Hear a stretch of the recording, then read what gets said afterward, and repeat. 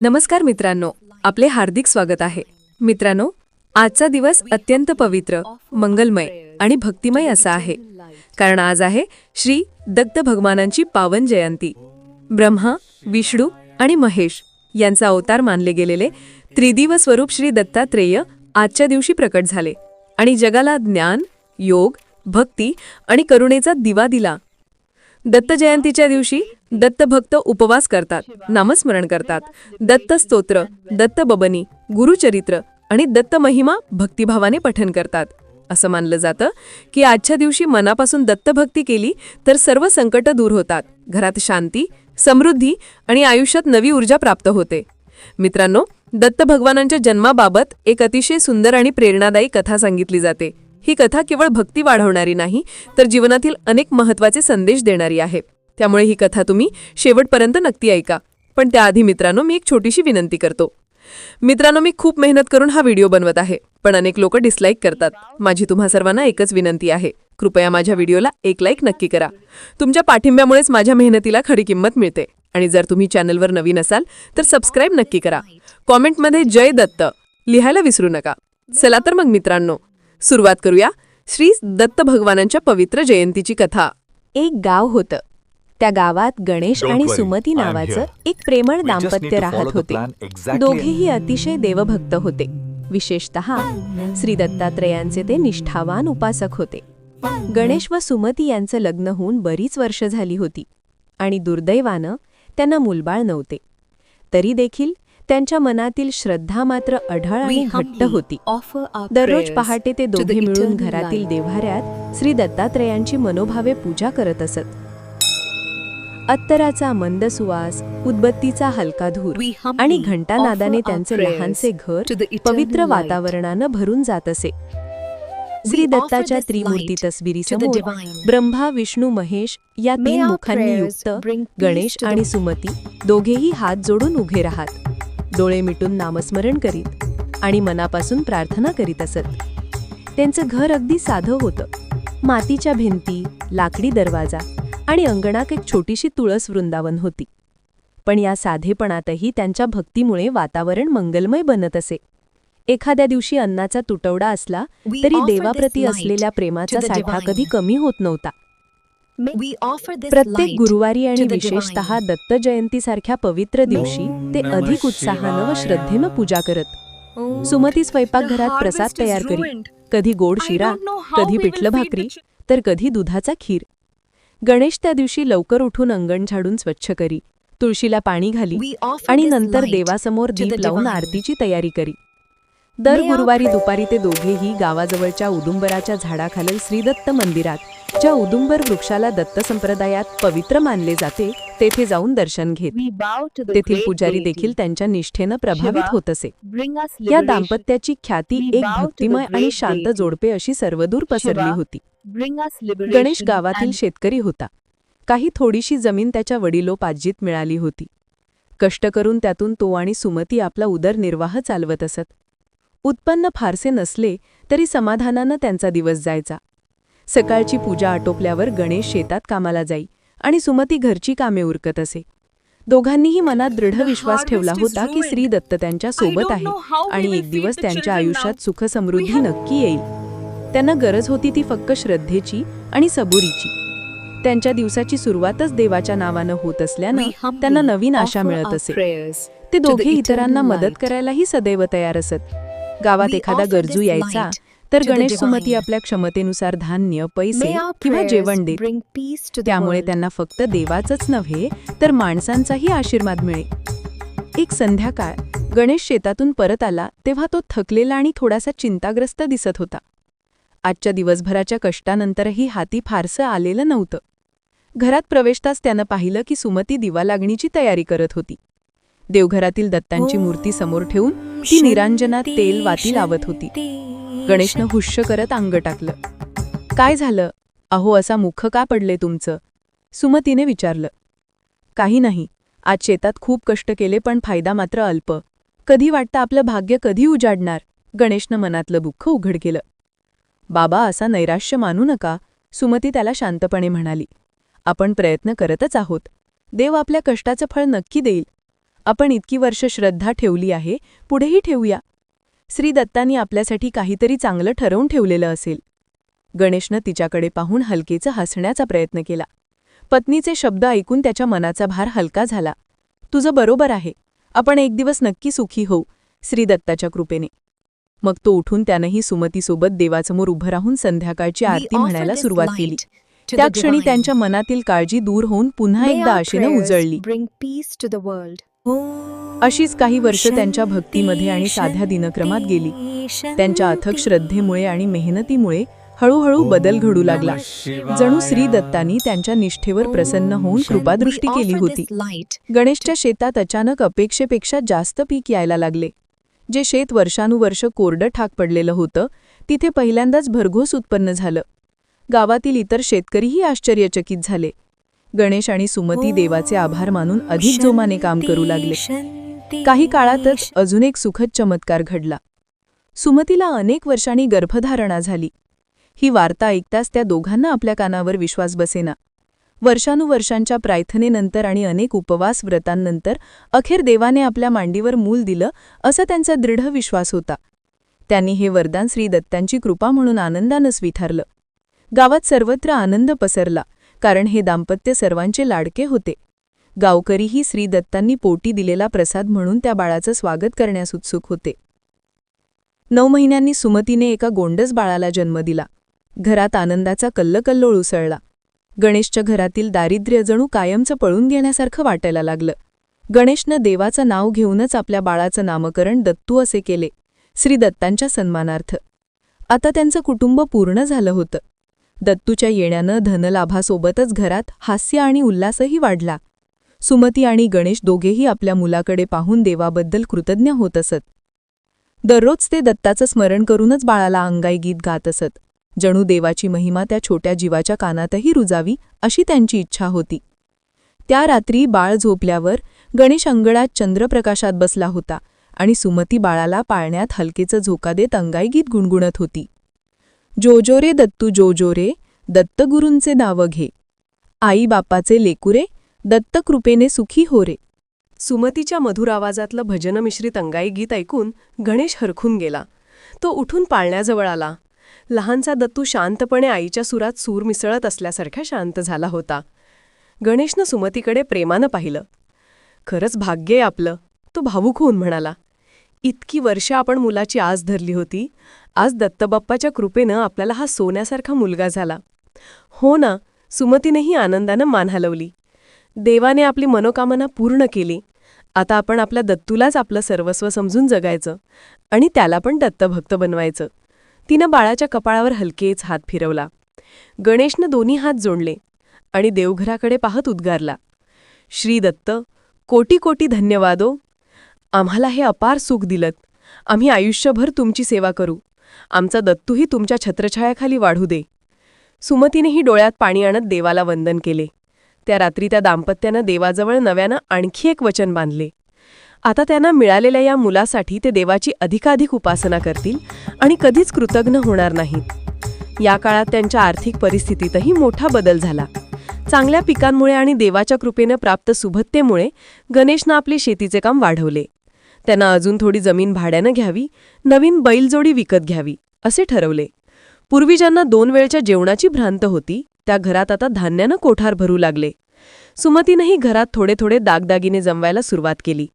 दत्तूच्या भविष्यासाठी त्यांनी बचत देखील सुरू केली. हे सर्व करत असताना ते देवाचं विस्मरण कधीच करीत नव्हते. उलट मिळालेल्या प्रत्येक यशानंतर ते देवाच्या मूर्तीसमोर नतमस्तक होत आणि दिगंबरा दिगंबरा श्रीपाद वल्लभ दिगंबरा असे जयघोष करत आनंद साजरा करत. दिवस जात होते. दत्तू आता 2 वर्षांचा झाला होता. गणेश आणि सुमतीच्या आयुष्याला स्थैर्य आलं होतं. घर, शेती, व्यवसाय, कुटुंब सर्व काही सुरळीत चाललं होतं. भरपूर धन मिळाल्यामुळे कामांची गर्दी वाढली. नोकरचाकरही ठेवले गेले. सुबत्ता आल्यावर कधी नकळतपणे माणसाच्या सवयी बदलू लागतात. गणेश आणि सुमतीच्या आयुष्यातही तसंच काहीसं घडू लागलं. एका रात्री गावातल्या नातेवाईकांकडे वाढदिवसाची मेजवानी होती. गणेश सुमती तिथे गेले. उशीरपर्यंत गप्पा, गायन, नृत्य आणि खाणावळी सुरू होत्या. बाळ दत्तूही खेळण्यात दंग होता. त्या रात्री बराच उशीर झाल्यानं दुसऱ्या दिवशी पहाटे गणेश आणि सुमती दोघेही फार झोपेत होते. नेहमीप्रमाणे सूर्योदयाच्या आधी उठून स्नान करून पूजा सुरू करण्याऐवजी ते उन्हं चारेपर्यंत झोपून राहिले. सुमतीची पहिलीच डुलकी लागली तर गणेशही दाटून आलेल्या थंडीमुळे उबदार गादीतून उठायचे नाव घेत नव्हता. अहो जरा जागे व्हा ना. सुमतीने डोळे चोळतच पतीला हलवण्याचा प्रयत्न केला. आज सूर्योदयानंतरच जाग आली आपल्याला, पूजा करायची आहे ना. अगं सुमती, आज जाऊ दे ना. काल रात्री उशीर झालाय, मला अजून झोप येतेय. एक दिवस पूजा चुकली तर काय फरक पडतोय. इतके वर्ष नियमित पूजा केलीच आहे. देव आपल्या मनात आहेच ना. आज थोडा आराम करूया. सुमतीला पतीचं बोलणं ऐकून थोडं विचित्र वाटलं. इतक्या वर्षांत कधी एकदाही गणेशने पूजा लांबवली नव्हती किंवा टाळली नव्हती. पण आज पहिल्यांदाच तो स्वतः सुट्टी घेण्याचा म्हणत होता. तथापि काल रात्री दोघेही थकले होते हे तिलाही पटले. बरं, ठीक आहे, ती मंद स्वरात म्हणाली. पण फक्त आजच, उद्यापासून पुन्हा नियमित करूया. सुमतीने मनात अपराधीपणा ठेवूनच देवाच्या मूर्तीसमोर दुरून हात जोडले आणि ती पुन्हा झोपून गेली. त्या दिवशी पहिल्यांदाच त्यांच्या घरातली प्रभातीची घंटानाद आणि मंत्रोच्चार ऐकू आले नाहीत. जणू काही त्यांच्या घरातील दिव्य ज्योतीला एक क्षणाची सावली पडल्यासारखी झाली. तेवढ्यात दत्तूही जागा झाला आणि रडू लागला. रोज ऐकू येणारा घंटानाद आणि मंत्र त्याच्या कानावर न पडल्याने तो चेंगाटल्यासारखा वागू लागला. सुमतीने त्याला गोदीत घेतले आणि अंगाई गाऊन पुन्हा झोपवण्याचा प्रयत्न केला. बाळ थोडा शांत झाला, पण घरातील देवी देवतांची रोजची पूजा चुकल्याची जाणीव त्या निष्पाप चिमुकल्यालाही होत आहे की काय, असे सुमतीच्या मनात एक क्षण चुकचुकले. त्या एका दिवसाने जणू काही नवीनच सवय लावली. दुसऱ्या दिवशी त्यांनी पूजा केली खरे, पण मन एकाग्र नव्हतं. अंगात अजूनही आळस भरलेला जाणवत होता. मग पुढच्या आठवड्यात 1-2 वेळा अशीच पूजा टाळढकल झाली. उद्या करू, आता वेळ होत नाही, थोडक्यात आवरते, अशा सबबी निघाल्या लागल्या. पूर्वीच्या गुरुवारीची ते आतुरतेनं वाट पाहत तो गुरुवारचा विशेष पूजेसाठीचा दिवसही आता इतर दिवसांसारखाच सामान्य होऊन गेला. मंदिरात जाणं कमी झालं. घरात दत्ताची आरतीही कधीतरीच होत असे. गणेश आणि सुमती आता श्री दत्ताचं नाव घेत असत, पण तितक्याच तळमळीने नाही. देवाची कृपा आपल्यावर सदैव आहेच, आपलं सुख आपल्या कष्टानं आणि हुशारीनं टिकून आहे, असं त्यांना वाटू लागलं. देवाबद्दल मनात आदर होता, पण पूर्वीसारखा ओलावा नव्हता. बाळ दत्तूच्या खेळात आणि संसाराच्या गडबडीत आता त्यांचा जास्त वेळ जाई. कधीतरी रात्री झोपण्यापूर्वी ते देवासमोर उदबत्ती लावत आणि दुरूनच नमस्कार करत. त्यांना जाणवलंच नाही की आपली ही अनास्था हळूहळू वाढत चालली आहे. त्यावर्षी मार्गशीर्ष पौर्णिमा उजाडली. दत्त जयंतीचा पवित्र दिवस होता. गेल्या वर्षी याच दिवशी गणेश सुमतीने आस्थेनं उपवास करून कीर्तन केलं होतं. पण यावेळी सकाळी गणेश शेताकडची काही कामं उरकण्यात गुंतला होता. सुमतीने त्याला हलकीच आठवण करून दिली. आज दत्त जयंती आहे, आपण काही विशेष करायचं का? गेल्या वर्षीप्रमाणे कीर्तन करूया का घरी? गणेशने हातातली कामाची यंत्र एक बाजूला ठेवत म्हटलं. शेतीची दगदग खूप वाढलीये. सकाळपासून कामामध्ये आहे मी. तू असं कर, देवासमोर उदबत्ती लाव आणि नैवेद्य ठेव. त्या कीर्तनाच्या तयारीत वेळ घालवलास तर इतर काहीच जमणार नाही. देवाला मनापासून नमस्कार केला तरी पुरेसं असतं. सुमतीला थोडंसं खट्टू वाटलं, परंतु ती गप्प राहिली. त्या दिवशी दत्त जयंतीचा औचित्य म्हणून तिने सणासुदीचा स्वयंपाक केला खरा, पण मनातल्या उत्साहाला ओहोटी लागली होती. संध्याकाळी गणेश घरी आल्यावर त्यांनी 2 मिनिटे देवासमोर दिवा लावून नारळ ठेवला आणि दत्ताची नाममाळा मनातच म्हटली. पूर्वीसारखं भजन कीर्तन काहीही केलं नाही. हा दत्त जयंतीचा दिवसही इतर सामान्य दिवसांसारखाच आला आणि गेला. त्या रात्री सुमतीला उशिरापर्यंत झोप लागलीच नाही. तिच्या मनात सतत विचार येत होता की आपण देवाची पूजा हलगर्जीपणे केली, आपण चूक केली. तिने मनातल्या मनात श्री दत्तांची क्षमा मागितली आणि उद्यापासून पुन्हा नियमित पूजा करायचा निश्चयही केला. पण प्रत्यक्षात दुसऱ्या दिवशी पुन्हा त्याच संसाराच्या कामांची गडबड सुरू झाली आणि सुमतीचा तो निश्चय कुठेतरी विरघळून गेला. देवाची आठवण कमी झाल्याबरोबर जणू त्यांचा आशीर्वादही दूर जाऊ लागला. काही महिन्यातच गणेशला शेतीत अडचणींचा सामना करावा लागला. एकतर त्यावर्षी पावसाने दगा दिला होता. आधी खूप पडून पूरस्थिती निर्माण झाली आणि नंतर लगेचच पावसाने साथ सोडली. पिकांचं प्रचंड नुकसान झालं. गेल्या वर्षीची उसंत असल्यामुळे खूप खर्च वाढला होता. नवीन जमीन भाड्याने घेतली होती, नोकरांना मजुरी द्यायची होती. उत्पन्न अचानक घटल्याने गणेश हतबल झाला. त्याने कर्ज काढायचा प्रयत्न केला.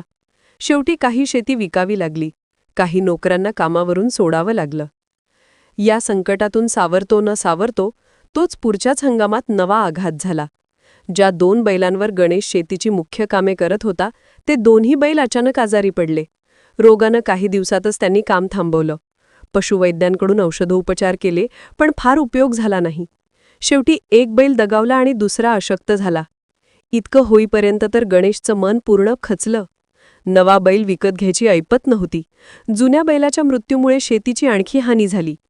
गावकऱ्यांनी सहानुभूती दाखवली, पण कुणीही मदतीला पुढे आलं नाही. प्रत्येकाची स्वतःची चोढाताण होती. सुमती देखील हताश झाली होती. जे दागिने तिने आनंदाने जमवले होते त्यातले काही तिने गुपचूप विकले, जेणेकरून घर खर्च चालवता येईल. आधी भरलेलं कोठार हळूहळू रिकामं होत गेलं. दूध दही मुबलक असलेल्या घरात आता लहानगे दत्तूलाही पूर्ण पोटभर दूध मिळणं मुश्किल झालं. परिस्थिती दिवसेंदिवस कठीण होत चालली होती. सुखाचे दिवस जणू पंख लावून उडून गेले आणि परत एकदा दारिद्र्याने घराचा दरवाजा ठोठावला. त्या दिवशी सायंकाळी गणेशला अचानक लक्षात आलं की सुमतीने नेहमी घातलेली सोन्याची चेन आज तिच्या गळ्यात नाही. तो आश्चर्याने विचारू लागला, "अगं, तुझी ती सोन्याची चेन कुठे आहे? अनेक दिवसांपासून तुला घातलेली पाहिली नाही." सुमती एक क्षण गोंधळली. तिने चोलीवरचे भांडे उतरवले आणि हळू आवाजात म्हणाली, मी ती विकली." "काय?" गणेश थबकला. त्या दागिन्याचा तिच्या जीवाभावाचा लग्नाच्या वेळीचा गहना त्याला आठवला. "का विकलीस? मला न सांगता?" "सांगून तरी काय झालं असतं?" सुमतीचे डोळे पाण्याने डबडबले. घरात पैसे शिल्लक नव्हते. दररोजचा जीवनावश्यक गोष्टी कशा विकत आणणार? लहानगा दुगासाठी रडत होता. "म्हणून माझ्या मानगुटीवरचं सोनं उतरवलं. तुम्ही उगाचच अस्वस्थ झाला असतात म्हणून नाही सांगितलं." ती अश्रू पुसत पाठीशी हात आवळून उभी राहिली. गणेशला शब्द सुचेना. गरिबीने त्याची पत्नी आपल्या संसाराचा गाडा पुढे नेण्यासाठी असे त्याग करत होती आणि आपण काहीही करू शकत नव्हतो याची त्याला लाज वाटू लागली. तो विषण्ण स्वरात म्हणाला, "सुमती, मी अपयशी ठरलोय. तुला तुझी आवडती गोष्टही राखता आली नाही." सुमतीने तत्परतेने त्याचा हात हातात घेतले.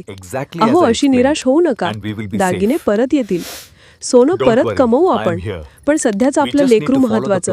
त्याला सोडून द्यायचं का उपाशी? देव पुन्हा देईल सर्व. तुम्ही इतकं मनाला लावून घेऊ नका." तिच्या बोलण्यात एक विचित्र धीर होता. गणेशने अश्रू आवरले आणि मान डोलावली. त्या दोघांनी एकमेकांना सावरत सायंकाळच्या अंधारात निरुपायाने नजरानजर केली. त्यांच्या अंतरंगी मात्र खंत आणि अपराधीपण गर्द होत होते. पूर्वी जिथे दिवसभर हसरा चेहरा असे, तिथे आता चिंता आणि नैराश्याचं मळभं पसरलेलं दिसे. गणेश दिवसभर समस्यांमध्ये गुंतलेला असे. सुमतीचंही मन कुठे रमेनासं झालं नव्हतं. भल्या दिवसात ज्या देवाला त्यांनी शतशः धन्यवाद दिले, त्या देवाला नाव घेण्याची देखील सवय त्यांनी जवळजवळ सोडून दिली होती, हे आता त्यांच्या लक्षात येऊ लागलं. आधी विचार आला की कदाचित आपण देवापासून दूर झालो म्हणूनच हे संकट आलं असावं. सुमतीने एके दिवशी नवऱ्याला अजमावून विचारलं सुद्धा की आपण पुन्हा मनापासून दत्ताची पूजा करायला सुरुवात करावी का? आपल्याकडून काही चूक झाली असेल तर देव क्षमा करेल. "सुमती, तूही तसंच का बोलतेस? काळाचा महिमा असेल हा. दरवेळी देवाला जबाबदार धरणं बरोबर नाही." गणेश थकल्या आवाजात म्हणाला. संकटांच्या ओघात त्याचं स्वतःवरती आणि देवावरती दोन्ही विश्वास कमी होत चालले होते. देवाची पूजा करूनच आपण इतकी वर्ष काढली, पण शेवटी परिस्थिती आपल्या हाताबाहेर गेलीच ना. देव सोबत असता तर असं होऊ दिलं असतं का? की आपली परीक्षा पाहतोय देव? मला काहीच कळत नाहीये. त्याच्या डोळ्यात अश्रू तरळू लागले. पत्नीने त्याचा हात हलकेचे हातात घेतले. "अहो, आपण इतक्यात निराश होऊ नये. काळ कठीण आहे, मान्य आहे. पण असे वाईट दिवस येतात तेव्हा माणूस देवाला आणखी जास्त स्मरतो. आपल्या हातून काही चूक झाली असेल तर ती दुरुस्त करायला हरकत नाही. निदान प्रयत्न करून बघूया." सुमतीचा स्वर हलका होता, पण शब्दात श्रद्धा होती. गणेश काहीसे निश्चल बसून होता. त्याच्या मनातही कुठेतरी अपराधीभाव डोकावत होता, पण तो स्पष्ट होत नव्हता. दरम्यान दुर्दैव जणू पिच्छा सोडायला तयारच नव्हतं. काही दिवसांनी लहानगा दत्तू अचानक तापाने फणफणू लागला. आधी साधा ताप आहे असे वाटले, पण ताप काही उतरेच ना. काहीच दिवसांत बाळ अत्यवस्था अवस्थेत पोहोचले. गावच्या वैद्यांकडून काढे औषधी सर्व दिले, पण फायदा काहीच झाला नाही. जे काही थोडेफार पैसे शिल्लक होते त्यात गणेश सुमतींनी शहरातील डॉक्टरांनाही बोलावून पाहिले. तरीही दत्तूची तब्येत खालावतच चालली होती. खाणेपिणे बंद झाल्याने तो खूप अशक्त दिसू लागला. आपला एकुलतं एक बाळ अशा यातना भोगताना पाहून सुमती आणि गणेश पूर्णपणे कोलमडून गेले. सुमती दिवसरात्र पाळण्याजवळ बसून असायची.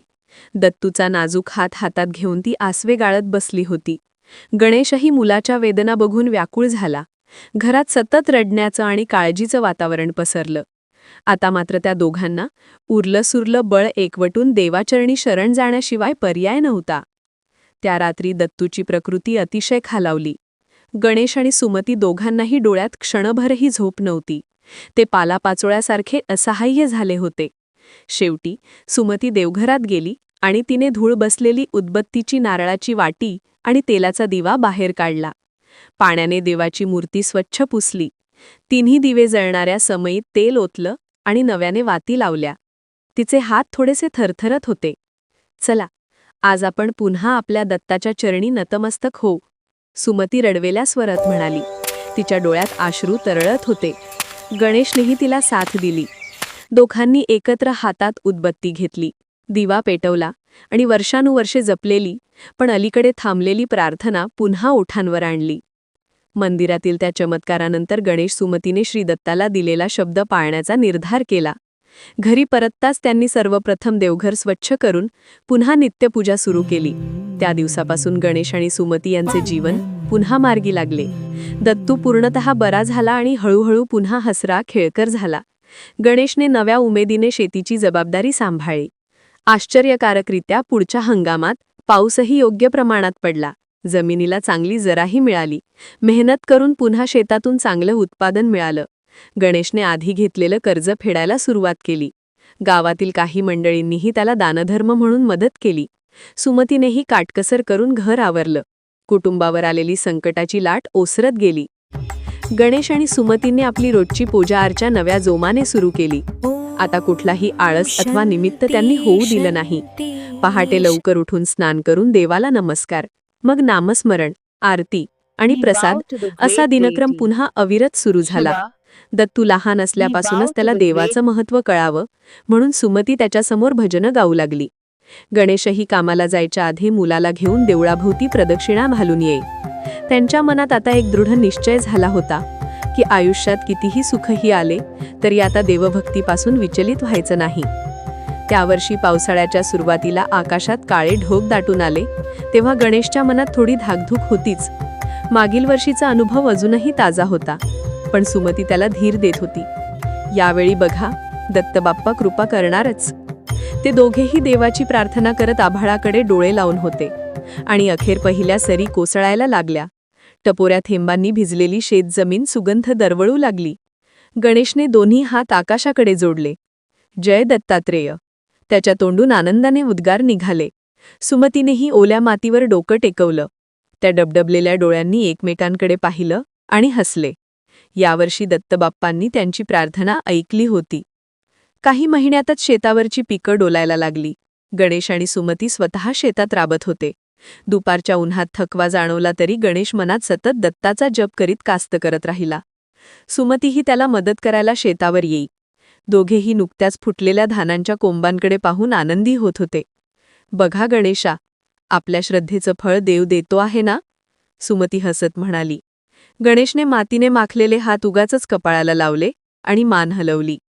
हो सुमती, देवाला पुन्हा हृदयापासून पुकारल्यावर तो धावून आलाच. आपणच त्याला दूर सारलं होतं. आता पुन्हा कधी त्या चुकेला मार्ग देणार नाही. त्या दोघांचे शब्द वाऱ्यावर स्वच्छंदपणे पसरत होते. त्यांच्या सभोवताली शेतातली भाताची रोपं हळूहळू वाऱ्यावर डोलत होती. जणू दत्तबाप्पाकडे होकार भरत होती. 1 वर्ष लोटलं. पुन्हा मार्गशीर्ष पौर्णिमेचा दिवस उगवला. बघा, गणेश आणि सुमतीने गावातील सर्वांना आपल्या घरी कीर्तन आणि महाप्रसादासाठी आमंत्रित केलं. लहान सहान फुलांची तोरणं दारात लावली गेली. दिवा लागणी होताच अंगणात तेलाचे दिवे लावले गेले. दत्तूही आनंदाने घरभर लहानशी घंटी वाजवत धावत होता. संध्याकाळी कीर्तनाला सुरुवात झाली. भक्तिरसाने ओथंबलेल्या भजनांनी वातावरण पुन्हा एकदा पवित्र झालं. गणेश सुमतीच्या घरासमोर जणू लहानसं दत्त मंदिरच अवतरलं होतं. कीर्तनानंतर सर्व ग्रामस्थ एकत्र बसले होते. गावचे भले माणसांनी गणेश आणि सुमतींनी पुन्हा उभारी घेण्याचे कौतुक केलं. मंदिरातील गुरुजीही हजर होते. ते म्हणाले, भगवान दत्तात्रेय आपल्या भक्तांची परीक्षा घेतात, पण ते त्यांना कधीच सोडत नाहीत. गणेश आणि सुमतींनी जे धडा शिकला तो आपल्यासाठीही मार्गदर्शक आहे. सुखाचे दिवस असो वा दुःखाचे, देवावरची श्रद्धा कधी कमी करू नये. आपल्या पुराण ग्रंथातही याबाबत उदाहरणं सापडतात. मार्कंडेय पुराण आणि नारद पुराण दोन्हीत सांगितलं आहे की भक्तांनी कधीही प्राप्त संपत्तीचा गर्व करू नये. जर तो देवाला विसरला तर देव त्याला पुन्हा सत्यावर आणण्यासाठी आपली कृपेचा अंश दूर घेतो आणि भक्ताने परत पश्चात्तापपूर्वक शरणागती पत्करली तर तो देव पुन्हा कृपा करतोच. जो देवाला सत्यमनाने शरण जातो त्याचे रक्षण स्वयं परमेश्वर करतोच. गणेश उठून उभा राहिला आणि नम्रतेने म्हणाला, माझ्यापेक्षा मोठा अपराधी कोणीच नसेल. देवाने आम्हाला भरभरून दिलं आणि आम्ही काय केलं त्यालाच विसरलो. पण त्या दयाळू दत्तगुरूंनी आम्हाला परत उचलून धरलं. आम्ही आयुष्यभरासाठी ही गोष्ट लक्षात ठेवू. श्री दत्ताला विसरणं म्हणजे स्वतःचं अनिष्ट ओढवून घेणं आणि त्यांच्या चरणी असलं की कोणत्याही संकटाचा झंझावात आपलं काही वाकडं करू शकत नाही.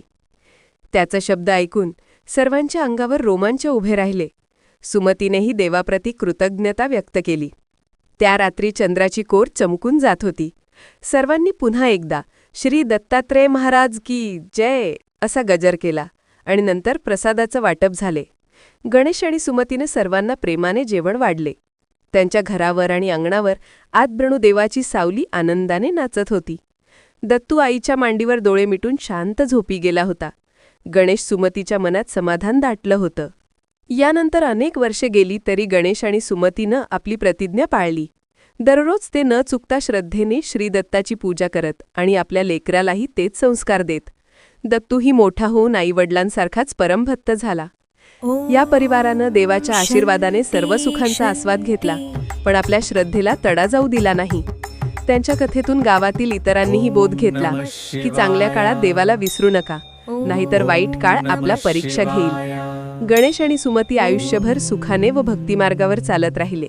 त्यांच्या घरातून नेहमी संध्याकाळी आरतीचे सूर आणि जय दत्तात्रेयचे जयघोष ऐकू येत राहिले. श्री दत्ता महाराजांनी आपल्या भक्तांचे रक्षण करून त्यांना सदैव आशीर्वाद दिले असेच सारे म्हणत.